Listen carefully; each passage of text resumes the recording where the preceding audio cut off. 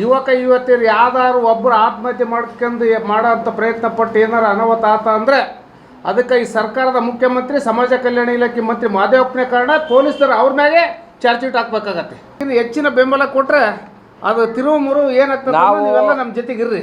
6ನೇ ವಿಶಿಷ್ಟವಾದಂಥ ಒಂದು ಪ್ರತಿಭಟನೆ ಮಾಡ್ತದವೆ. ಅದರಲ್ಲಿ ವಿದ್ಯಾರ್ಥಿಗಳು ವಿದ್ಯಾರ್ಥಿನಿ ಮಹಿಳೆಯರು ಭಾಳ ಹೆಚ್ಚಿನ ಸಂಖ್ಯೆಯಲ್ಲಿ ಭಾಗವಹಿಸ್ತಿದ್ದಾರೆ. ಯಾಕಪ್ಪ ಅಂದರೆ ನಾವೆಲ್ಲ ನಿರುದ್ಯೋಗಿಗಳಾಗಿದ್ದು ವಿರುದ್ಧ ನಾವು ಹೋರಾಟ ಮಾಡಲೇಬೇಕು, ನಮಗೆ ಒಳ ಮೀಸಲಾತಿ ಬೇಕು ಅನ್ನೋದಕ್ಕೋಸ್ಕರ ವಿಶಿಷ್ಟವಾದಂಥ ರೀತಿಯಲ್ಲಿ ನಾವು ಅವತ್ತು ಬಂದಿನಲ್ಲಿ ಮೆರವಣಿಗೆ ಮಾಡೋ ಮುಖಾಂತರ ವಿದ್ಯಾರ್ಥಿಗಳು ಮಹಿಳೆಯರು ಯುವಕರು ಹೆಚ್ಚಿನ ರೀತಿಯಲ್ಲಿ ಮಾಡ್ತಿದ್ದಾರೆ.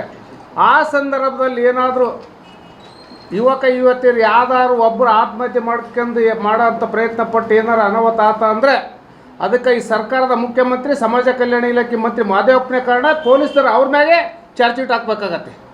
ಬೇರೆ ಇನ್ಯಾರ ಕಾರಣ ಇಲ್ಲ, ಅವರಿಬ್ಬರೇ ಇದಕ್ಕೆ ಪ್ರಮುಖ ಆಗ್ತಾರೆ. ಅವತ್ತೇನಾರು ಆ ಮೆರವಣಿಗೆಯಲ್ಲಿ ಯಾರ ಆತ್ಮಹತ್ಯೆ ಪ್ರಯತ್ನ ಪಟ್ಟು ಆತ್ಮಹತ್ಯೆ ಆಗಿದ್ದ ನಿಜ ಅಂತಂದರೆ ಅವ್ರ ಮ್ಯಾಗೆ ಅವರಿಬ್ಬರ ಮ್ಯಾಗೆ ಪೊಲೀಸ್ ಇಲಾಖೆ ಕ್ರಮ ಕೈಗೊಳ್ಬೇಕು. ಇಲ್ಲ ನಾವು ಅವ್ರು ಎದುರಿಗೆ ಮಾಡ್ತಾ ಬಿಡ್ರಿ, ಅದಕ್ಕೆ ನಾವು ಅದ್ರ ಬಗ್ಗೆ ಯೋಚನೆ ಇಲ್ಲ. ಈಗ ಯಾಕೆ ಗೊತ್ತಾ ಸರ್, ಯಾಕೆ ಗೊತ್ತೇನು ಸರ್,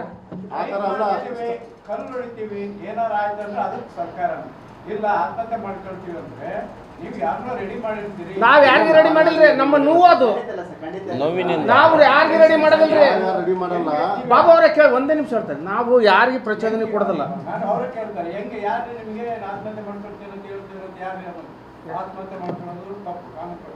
ಅದೇನಾರಾಗಿಲ್ರಿ, ಕೋರ್ಟ್ ಮುಂದೆ ಏನಾರಾಗ್ಲಿ ಒಂದಿಬ್ರು ಸಾಯಿಲ್ ಬಿಡ್ರಿ, ಏನ್ ತಪ್ಪೈತೆ?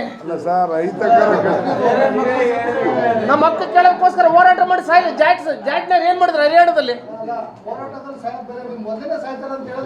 ಅಲ್ಲಲ್ಲ, ನಾವು ಹೋರಾಟದಲ್ಲಿ ಹೇಳ್ತಿರೋದು ಅಲ್ಲ.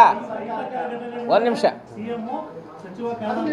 ಸರಿ ಸರ್, ಈಗ ಒಂದು ಹೇಳ್ತಾನೆ ಸರ್, ಈ ಮೀಸಲಾತಿ ವಿಚಾರದಲ್ಲಿ ನಮ್ಮವರು ಉದ್ಯೋಗದಲ್ಲಿ ಶೈಕ್ಷಣಿಕವಾಗಿ ಭಾಳ ಹೀನಾಯ ಪರಿಸ್ಥಿತಿ ಅನುಭವಿಸಿದ್ದಾರೆ. ಈ ಪರ್ಸೆಂಟೇಜ್ ಬರ್ತಂತ ಅಂದರೆ ಪರ್ಸೆಂಟೇಜ್ ಒಳಗೆ ಅವ್ರ ಮಕ್ಕಳೇ ಪರ್ಸೆಂಟೇಜ್ ಒಳಗೆ ಬಂದರೆ ಅವ್ರನ್ನೇ ತುಂಬ್ತಾರೆ.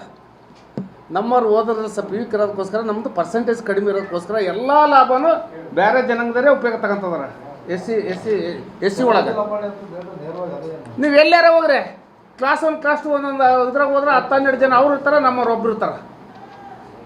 ಕೊನೆಯದಾಗಿ ಒಂದು ಸಂದೇಶ, ನಮ್ದೊಂದು